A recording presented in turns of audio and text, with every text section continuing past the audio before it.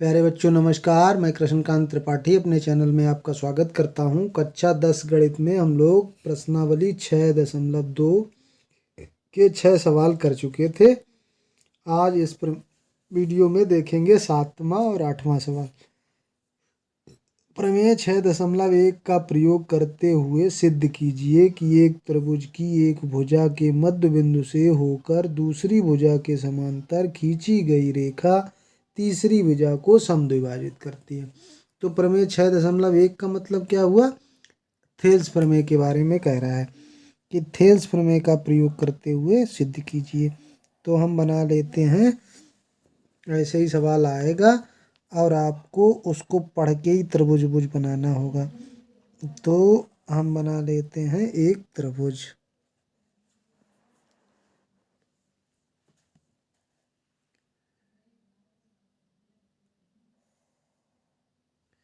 एक हमने त्रिभुज बना लिया। अब इसकी एक भुजा के मध्य बिंदु को मिलाने वाली ऐसी एक रेखा खींच ली। मान लेते हैं त्रिभुज ए बी सी है। ए बी का मध्य बिंदु डी है जो और डी बी सी के समांतर है। ये तो सबसे पहले हमको ऐसे सवालों में क्या लिखना होता है? ज्ञात है। ज्ञात है यानी कि सबसे पहले लिखेंगे क्या ज्ञात है इसमें। तो इसी का जो सवाल है उसको देख के लिखेंगे। एक त्रिभुज, तो जो आपने नाम दिया है त्रिभुज ए बी सी की भुजा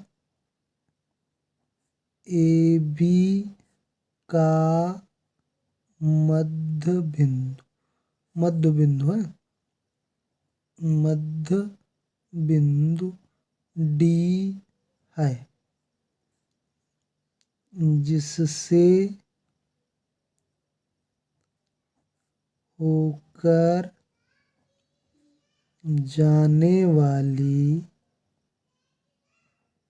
रेखा कौन सी है? डी ई समांतर बी सी दूसरी भुजा के समांतर खींची गई है। तो ये तो हमको ज्ञात हो गया। अब दूसरी हेडिंग हमको क्या लिखनी होती है? सिद्ध करना। क्या लिखना है? सिद्ध करना। सिद्ध करना क्या है? ई ए सी का मध्य बिंदु है, यानी कि हमको सिद्ध करना है ए ई बराबर ई सी। फिर इसके बाद लास्ट में हमको लिखना होता है प्रमाण या उपपत्ति। प्रमाण या लिख देते हैं उपपत्ति, ये लिखना होता है इतना। तो उपपत्ति में अब हम सिद्ध करेंगे इसको कि क्या है। तो हमको दिया क्या है? दिया है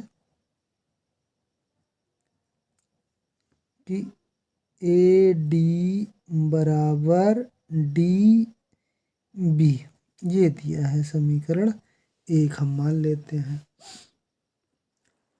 और एक बात हमसे कही गई है कि डी ई समांतर बी सी है। अतः जो थेल्स प्रमेय है या आधारभूत अनुपातिकता प्रमेय, अनुपातिकता प्रमेय, इसको शॉर्ट में कह देते हैं बीपी टी से क्या आधारभूत अनुपातिकता प्रमेय या थेल्स प्रमेय क्या थी कि अगर एक त्रिभुज में एक रेखा खींची जाए जो त्रिभुज की अन्य दो भुजाओं को मिलाती हुई हो और तीसरी भुजा के समांतर हो तो ये खंड आपस में समानुपाती होते हैं। तो यही तो थेल्स प्रमेय थी। इसका मतलब ए डी के नीचे डी बी ये खंड हुआ बराबर होगा ए ई और उसके नीचे ई सी, ये हो गया। लेकिन ऊपर देखो क्या दिया गया कि ई डी ए डी और डी बी आपस में बराबर हैं, परंतु समीकरण 1 से क्या लिख सकते हैं, AD और DB की जगह फिर AD लिख सकते हैं, बराबर हो जाएगा AE बटे EC। अब AD एकम AD कट गया, इसका मतलब क्या हुआ कि AE और EC जो है उनका अनुपात कितना है, 1। तो अगर इधर गुणा कर देंगे तो इससे क्या आ जाएगा कि AE बराबर EC, यही हमको सिद्ध करना था। तो थेल्स प्रमेय का प्रयोग करके ये हमने सिद्ध कर दिया। सवाल समझ में आया है तो वीडियो को लाइक कर दीजिए भाई, और चैनल को सब्सक्राइब क्यों नहीं कर रहे हैं आप लोग, चैनल को सब्सक्राइब कर लीजिए। कितनी मेहनत करके मैं वीडियो बनाता हूँ, और आप एक लाइक एक कमेंट बढ़िया प्यारा सा दोस्तों के साथ शेयर भी नहीं करते हैं। प्रमेय 6.2 का प्रयोग करते हुए सिद्ध कीजिए कि एक त्रिभुज की किन्हीं दो भुजाओं के मध्य बिंदुओं को मिलाने वाली रेखा तीसरी भुजा के समांतर होती है। अब जो ऊपर वाला सवाल है उसका जस्ट उल्टा ये सवाल है, तो देखते हैं सिद्ध करते हैं।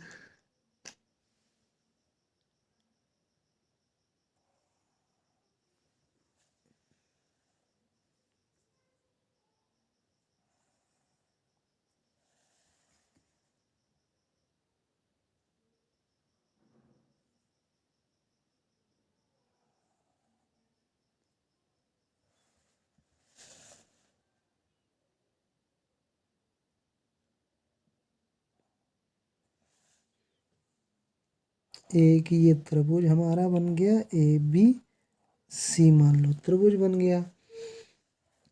अब जो ऊपर वाली दो भुजाएं हैं इनके मध्य बिंदु हमने मान लिए D और E हैं।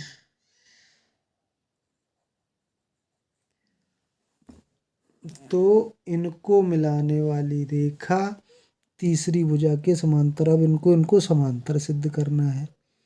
तो सबसे पहले क्या लिखेंगे, ज्ञात है। क्या ज्ञात है, ऊपर सवाल को पढ़ते जाएंगे उससे लिखते जाएंगे। एक त्रिभुज ABC की भुजाओं, दो भुजाओं के मध्य बिंदु AB तथा AC के मध्य बिंदु क्रमशः कौन से हैं, D तथा E हैं। ये तो हमको ज्ञात है। सिद्ध क्या करना है कि जो ये मध्य बिंदुओं को मिलाने वाली रेखा है वो तीसरी भुजा के समांतर है। अब हमको प्रमाण या उपपत्ति लिखनी है। उपपत्ति क्या लिखेंगे,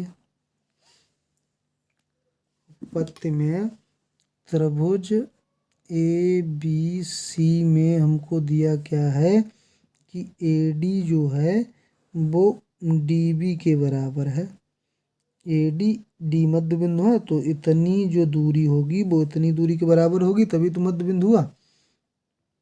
तो इसका मतलब क्या हुआ कि AD बटे DB, अगर हम DB का दोनों तरफ भाग दे दें तो इधर क्या आ जाएगा 1, या DB को उठाकर इधर कर दें तो 1 बचेगा यहाँ पे। इसको समीकरण 1 डाल देते हैं। फिर ये भी दिया कि E भी मध्य बिंदु है, यानी कि AE बराबर EC है। तो EC का भाग दे दें E में, AE बटे EC, ये भी बराबर 1 हो गया। दोनों संख्याएं एक, दोनों अनुपात जो हैं 1 के बराबर हैं। तो हम क्या लिखेंगे, समीकरण 1/2 से दोनों 1 के बराबर अनुपात हो गए हैं। तो हम क्या लिख देते हैं कि AD बटे DB बराबर AE बटे EC। दोनों का 1 मान है तो दोनों बराबर हो गए। दोनों बराबर हो गए तो यानी कि ये खंड जो त्रिभुज के दिखाई दे रहे हैं इस भुजा द्वारा जो खंड बने हैं ए बी भुजा के और ए सी भुजा के वो समानुपाती हो गए। तो थेल्स प्रमेय का विलोम तो यही है, बी पी टी के विलोम से क्या कहता है विलोम, कि अगर तीसरी भुजा उनको समान अनुपात में विभाजित करती है तो वह तीसरी भुजा के समांतर होती है। तो इसलिए क्या हो गया कि डी ई समांतर हो गई बी सी के। अगर हमने अनुपात बराबर सिद्ध कर दिए तो ये रेखाएं समांतर हो जाएंगी।